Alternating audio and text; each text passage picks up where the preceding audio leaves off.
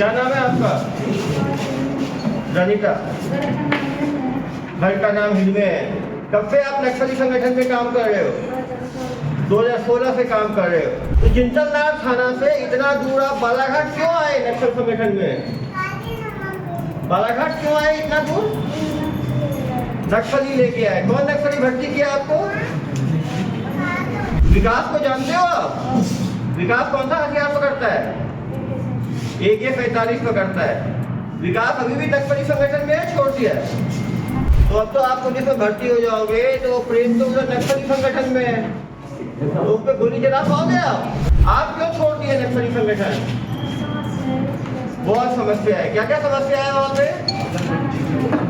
खाना पीना भी नहीं हो पाता है। और मैं उसके पति से भी अपील करूंगा, जिसका नाम प्रेम है, कि वो प्रेम की भावना को समझे और अपने पत्नी के दिखाए हुए रास्ते पर आगे बढ़े और वो भी आत्मसमर्पण करे। मुझे भरोसा है। नमस्कार, जय जवाहर, जय छत्तीसगढ़। स्वागत है आप सभी का भिलाई टाइम्स में। आपको बता दें कि लगातार हमें कमेंट में भी ये बात आते रहते हैं कि आप IPS SP doctor Abhishek Pallav के वीडियो नहीं दिखा रहे हैं भिलाई टाइम्स में। वो उसका रीज़न ये रहता है क्योंकि सर जो है लगातार कार्रवाई कर रहे हैं, लेकिन प्रेस कॉन्फ्रेंस में उनका अंदाज जो एक बार फिर से निकल कर सामने आया है, क्योंकि महिला नक्सली जो इनामी नक्सली है उसने कबीर धाम में IG सर और डॉक्टर अभिषेक पल्लव SP साहब के सामने सरेंडर किया है। सरेंडर करने के रीज़न क्या डिटेल है आपको कुछ की पॉइंट में बताता हूँ, क्योंकि आगे आपको पूरा डिटेल वीडियो देखने को मिलेगा प्रेस कॉन्फ्रेंस में क्या कुछ हुआ।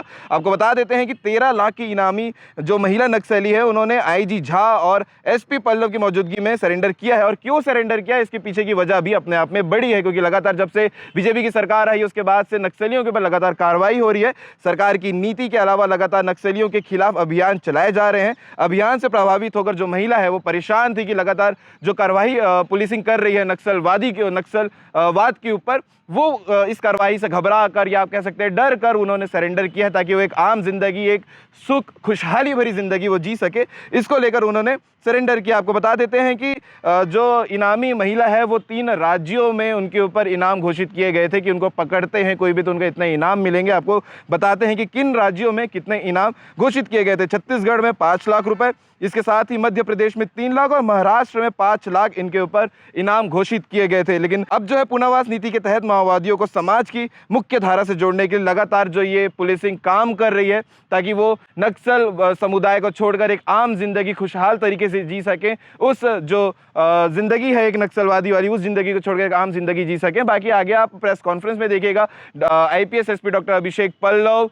जो अपने पुराने अंदाज दुर्ग जिला में दिखाई देते थे, कैसे वो आरोपियों से पूछते थे कि आप जो आरोपी हैं आप अपराध कैसे करते हैं। वो उनकी, क्योंकि सर डॉक्टर साइकेट्रिस्ट रह चुके हैं, तो वो उस साइकोलॉजी को समझने की कोशिश करते थे कि एक अपराधी किस मानसिकता के साथ अपराध करता है। उसी अंदाज में जो ये इनामी नक्सल महिला है उससे भी पूछताछ की गई है कि वो उन्होंने क्यों ज्वाइन किया और अब छोड़ने की वजह क्या है। ये सारी चीज़ सर ने प्रेस कॉन्फ्रेंस में प्रेस के जो साथी उनके बीच में रहकर उनसे पूरी सवाल जवाब उनसे किए। साथ भी IG सर थे, इन दोनों IG सर और डॉक्टर अभिषेक पल्लव SP साहब के बीच में पूरी बातचीत प्रेस कॉन्फ्रेंस में आगे आप वीडियो में देखिएगा कि क्या कुछ हुआ। बाकी doctor Abhishek Pallav SP sir के लिए लगातार ये कमेंट थे कि उनकी वीडियो आप नहीं दिखा रहे, तो आगे आप उनके पुराने अंदाज में देखिएगा कि कैसे वो नक्सल महिला नक्सल है जो इनामी नक्सल है उनको कैसे कार्रवाई कर रहे हैं, उनसे पूछताछ और उनका रीजन नक्सल में जुड़ने का पूछ रहे हैं।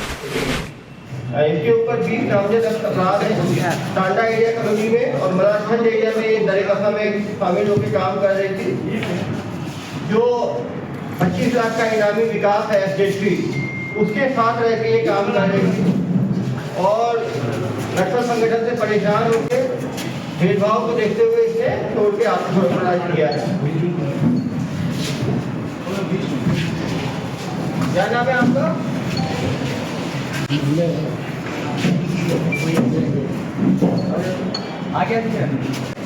क्या नाम है आपका? रनिता।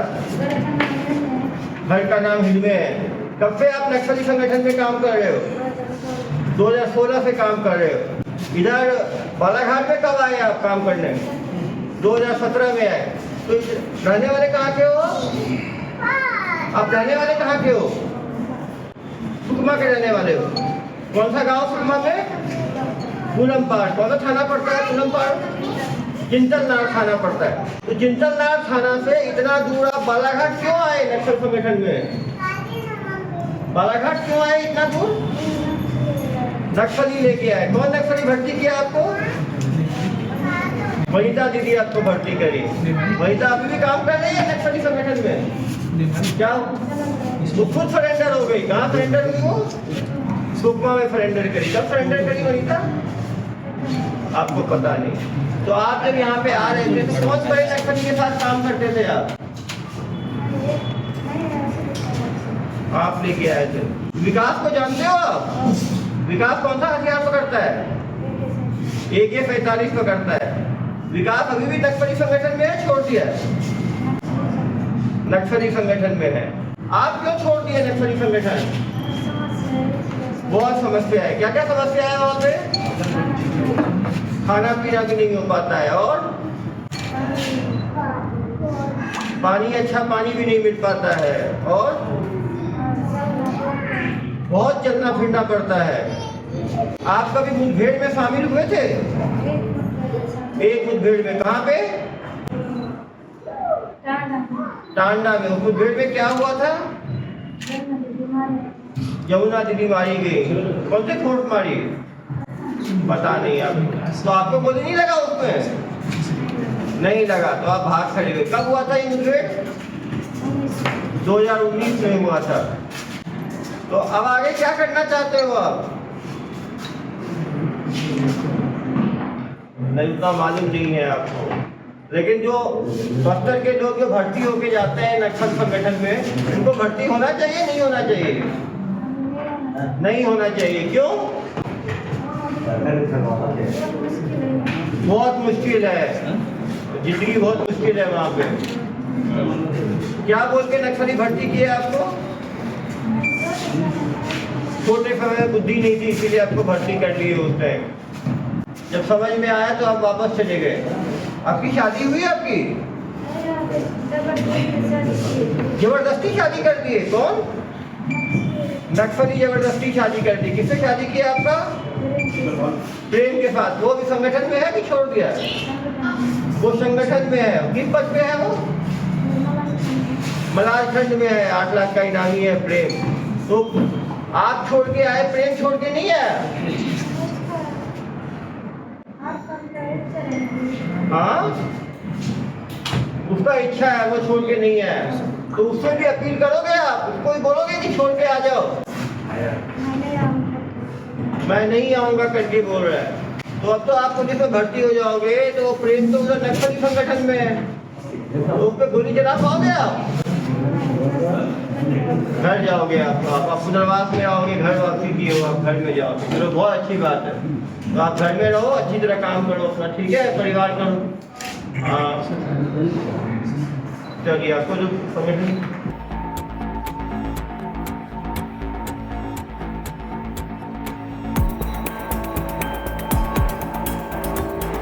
संस्था में आज मलारखंड एरिया कमेटी सदस्य रंजिता, जो कि इसके ऊपर 13 लाख का इनाम था। 5 लाख छत्तीसगढ़ शासन, 5 लाख महाराष्ट्र सरकार और 3 लाख मध्य प्रदेश सरकार द्वारा घोषित इनाम।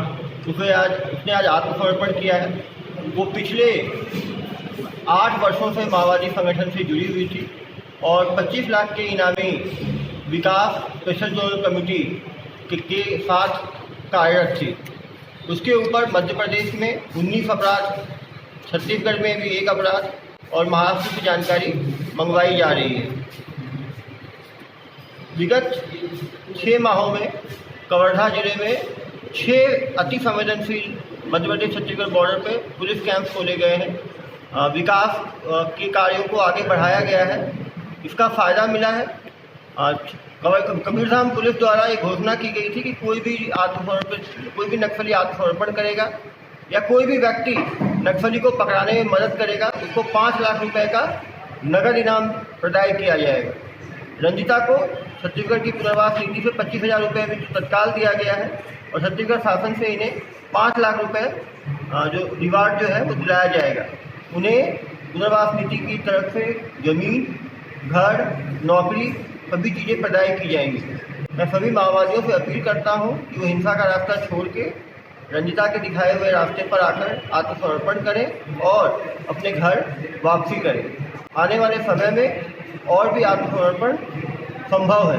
रंजिता ने बताया किस तरह से माओवादी संगठन जब वो कम उम्र की थी, 15-16 साल की थी, तब उसको बहला फुसला के माओवादी अपने साथ ले गए और फिर उसे बालाघाट इलाके में काम करवा के बड़ी घटनाओं में उसको शामिल किए। उसका पति प्रेम अभी भी माओवादी संगठन में है।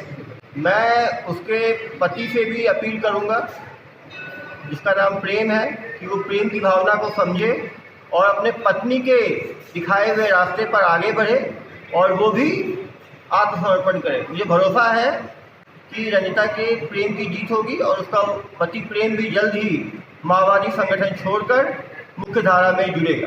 इन्होंने बताया कि इन्होंने 8 साल माओवादी संगठन में काम करने के बाद ये समझ में आया कि किस तरह माओवादी जो है ग्रामीणों का, आदिवासियों का शोषण करते हैं, उनसे चावल लूटते हैं, उनके रोड तोड़ते हैं, उनके मोबाइल टावर्स जलाते हैं। हिंसा का रास्ता छोड़ के उसने घर वापसी का जो है उन्होंने मन बनाया और निश्चित रूप से इनका जो डिसीजन है वो काबिल तारीफ है। ये एक बात है कि महिला किसी मामले में पुरुष से पीछे नहीं है। उनके पति अभी तक जो है वो माओवाद के रास्ते में है, जबकि इस महिला ने अपना खुद डिसीजन लेके अपने पति का हिंसा का रास्ता छोड़कर जो है शांति का रास्ता को चुना है। रात को ये आके आत्मसमर्पण किया। अभी फिर डिटेल में बातचीत की जाएगी और डिटेल इंट्रोगेशन के बाद जो गोपनीय चीज़ें हैं उस पर कार्रवाई की जाएगी। ये क्योंकि माओवादी संगठन से छुपकर ये भागी थी तो हथियार लेकर नहीं आ पाई, लेकिन इसने काफ़ी सारी जानकारी दी है जिसके ऊपर आने वाले समय में रेड कार्रवाई की जाएगी। और विकास से भी अपील करता हूँ कि वो रंजिता की रास्ते को देखते हुए वो भी आत्मसमर्पण करें, उनकी भी जो पुनर्वास किया जाए।